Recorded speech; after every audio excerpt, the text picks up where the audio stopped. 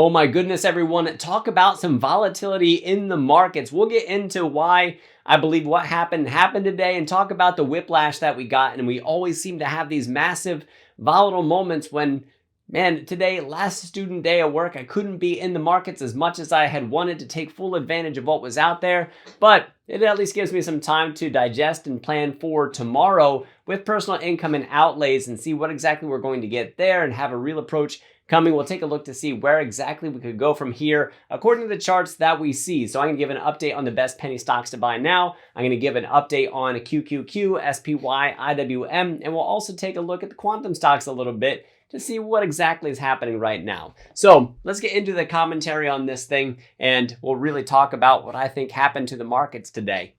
All right, so from yesterday, here's the headline that we have. U.S. court blocks most of the Trump tariffs, says president exceeded his authority. That was news that broke last night. And then what did we get towards the close of the market today? This is some of that whiplash that I'm talking about. Federal appeals court temporarily reinstates most of Trump's sweeping tariffs. So I mean, it's really for, oh my goodness, talk about YouTube being something that really is cumbersome sometimes unless you're able to live stream these things and be on top of the markets 24/7.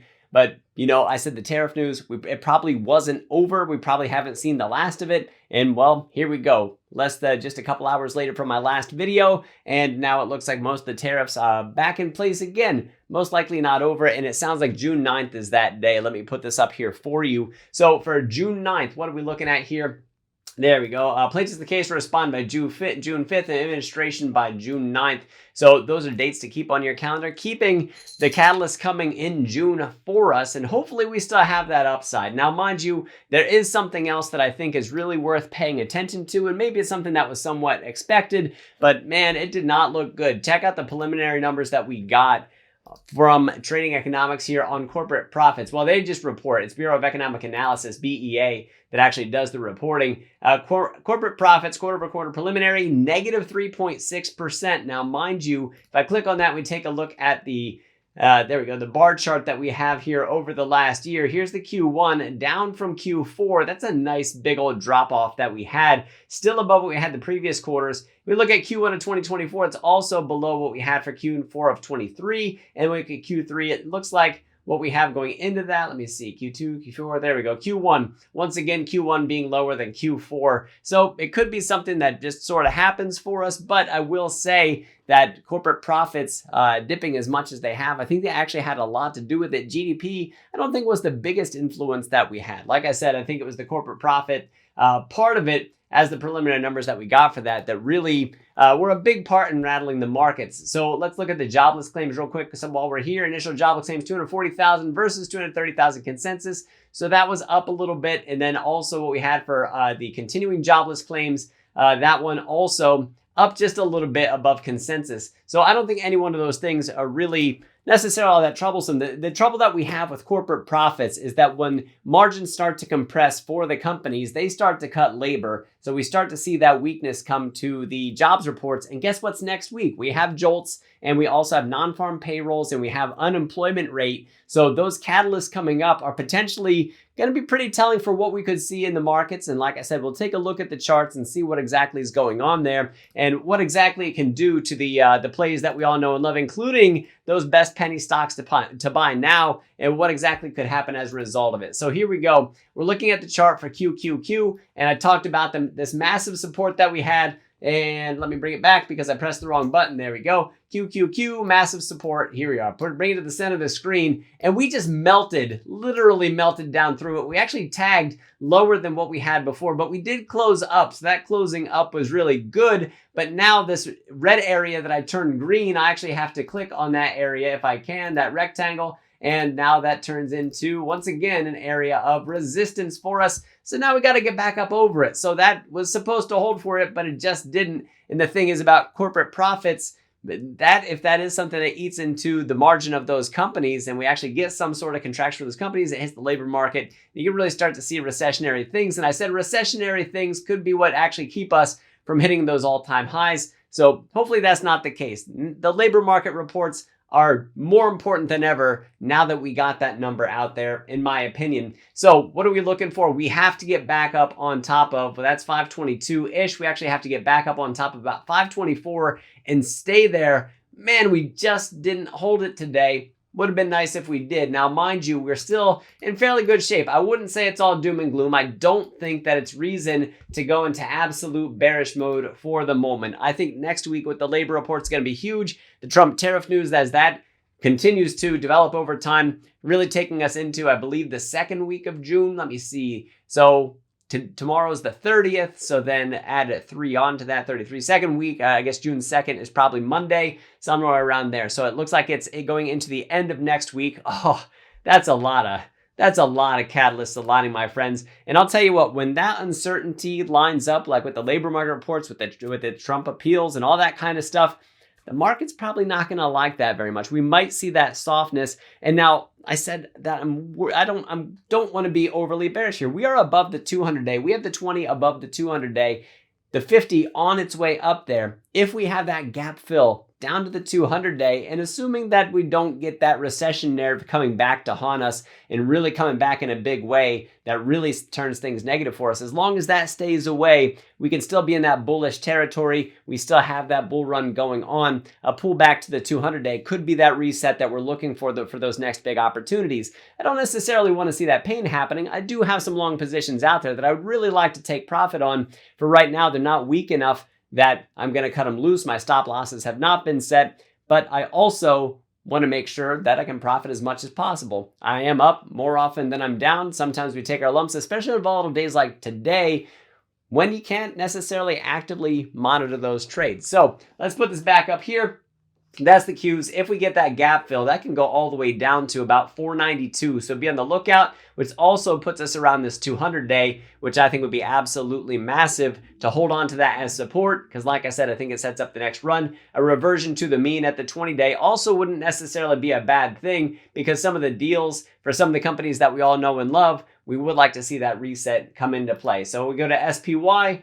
For this one, we actually pretty much we were darn close to having the gap fill back here on the 23rd of May. The gap actually goes all the way down to 570, and it looks like the bottom on this was 575. So about 1% away from that gap fill. The 200-day is about 574, and the 20-day for this one is about 579. And right now we're at about 589. So we give up about 2 to 3% to see those numbers pop out for us. And like I said, that could really set up for that next big move to the upside. But we're going to have to watch and see what the labor markets tell us, what goes on with the tariff stuff, and certainly personal income and outlays tomorrow, along with Michigan consumer sentiment as well. IWM got that, man, that inverse head and shoulders look is absolutely beautiful. This is the number one thing that I want to be bullish on. I want to see that 248 come out for us for IWM. That would be absolutely beautiful for the Russell 2000 stocks. The Fed cutting could be a nice little part of that. We absolutely do want to watch and see if the tariffs do happen to be a thing that end up going away sooner than later, and the Fed's able to cut to kind of reverse any sort of near-term damage that they may have done, or at least quickly pivot away from that, switch to quantitative easing, or just easier monetary policy, I should say, putting more liquidity back into the system. That's really going to help us out, seeing further moves to the upside. Going over to my friend Rivian, still up above support. That's a good thing. It did close below the 512. It closed at 1501. The 1512 is the support that I was referring to. And then this trend line support that we have from our symmetric triangle pattern, still north above it. A little bit rough at the moment, hanging on tight to that one at the moment. IonQ, looking at our quantum stocks, falling down, closing below support at 43. Next support comes in at 38. Be on the watch for that.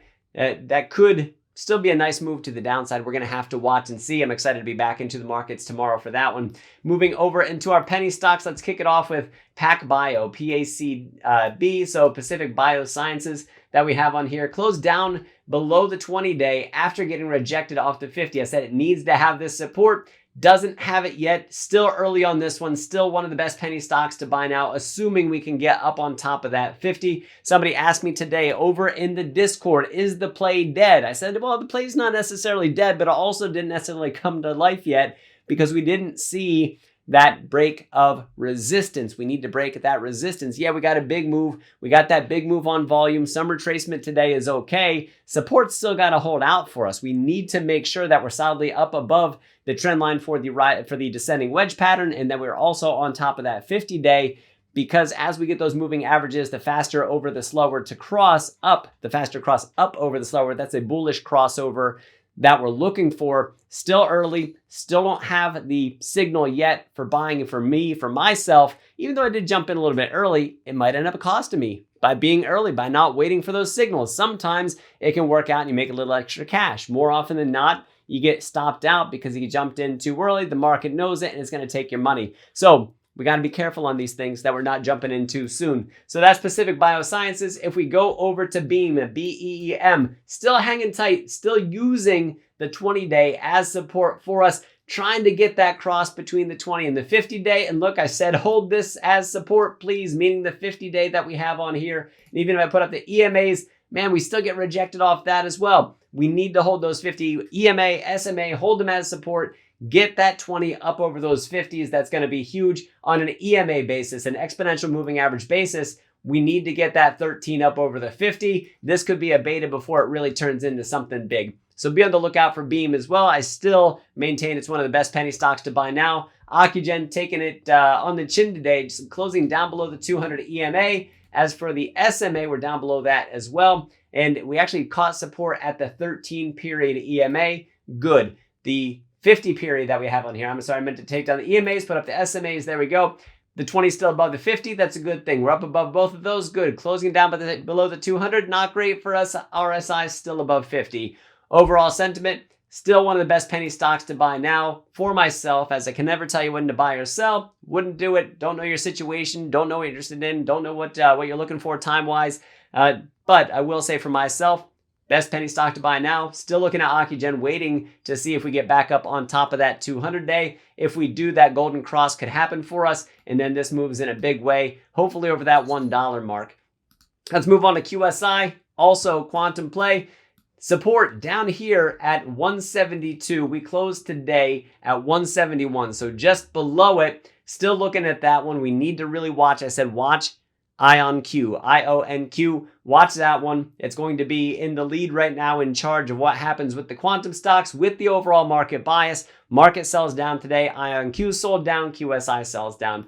BBAI getting a little bit beat up today, getting down near that bottom trend line. So does this one still count? As long as we're in this bull channel that we're in right now, we're still in good shape. We're getting down near support. RSI looks good. 50s above, or 20s above the 50, above the 200 for the SMAs. And if we put up the EMAs on this one, man, I'll tell you what, it's looking close right now. Let me take these down so you can really see the moving averages that are on here. And I'll even zoom in this way a little bit for you. It should make it a little bit easier to see this green 5-period EMA that we have starting to get negatively sloped, leaning down towards the 13, but we do have the 5 over the 13, over the 50, over the 200. That's exactly what you want to see for that bullishness. RSI up above 50, good. Now it's the price action. The price action, we want it to ride on top of the 5-period EMA, because that's going to show us that real bullishness like you see back here. That's going to be that bullish part of it. When we start to get mixed like this, that can signal that we're going to start selling down the other way. Mind you, a lot of people really like using the MACD. I use it sometime myself. You can also pull that up, take a look at it, and see what it's signaling for you. If it's signaling, giving you that sell signal, when you combine it with other indicators, such as the moving averages, such as the RSI, that can let you know when that next move is happening, potentially to the downside in this case. For right now, I still like what I see on this one, especially the fact that we're getting right back down near support. And it was a kind of a rough day, even though the market did close up. From where we started from the high till where we actually went down to the low and where we closed, that was the part that looked pretty rough for us. Should have been a really good day for us. Corporate profits, I think, was a large part of the reason, besides some of the other drama and stuff that we have, as why the market did what it did. Recor, at the best penny stocks to buy now. Look at that rejection that we got off the 200 EMA. That's this blue line that's here in front of your faces, right here in the middle of the screen. That's a big old rejection. If we look for the orange line here, that's the 200-day SMA. Still didn't close above it. Still not in good shape yet for that part. Is it still one of the best penny stocks to buy now? I believe it is. We really do. For any of these penny stocks that I have here, we have to watch the market bias. If the market does continue to sell down, well, those penny stocks are probably also going to sell down, probably even in outsized ways. We should absolutely be on the lookout for that one. If the market recovers, if the market moves up strongly, those penny stocks are going to move once again, likely in outsized ways because of the high betas that go along with them. And there's a lot of risk. Sometimes they don't really correlate all that well with the market either, and because they are such just very speculative, high risk companies as they are, with any amount of movement and low trading volumes can affect all that kind of stuff. But I will say, out of the penny stocks that I've looked at, and the best penny stocks to buy now, I think that this is still a very solid list that I've put together for you, and I think they're definitely worth your consideration and part of your due diligence. By the way, if you guys want to see more of my technicals, my analyses, there's a link in the description for the Discord. Sign up using the code word DOCTOR to get you 50% off your first month's sign up using the earner tier. Gets you unrestricted access to everything that's there. And if you guys want to learn about trading options, using technical analysis, using the bread recipe, trading strategy like I use, developed by my good friend Stockmo, I am with him over in the Discord as it is. I'm one of the panel experts over in the Stockmo Discord, and also Stockmo Academy has the options course, technical analysis course. You guys can sign up for those still using the code word DOCTOR. It works for the Discord and it also works for the coursework. It's going to save you a ton of cash. Either way, those courses can even be bundled where it's going to save you even more. Check out the links in the description. Guys, hit me up in the comments. I'd love to hear from you. I am Dr. Stock, Doctor of Education. Remember, my friends, that learning is earning. We'll see you next video.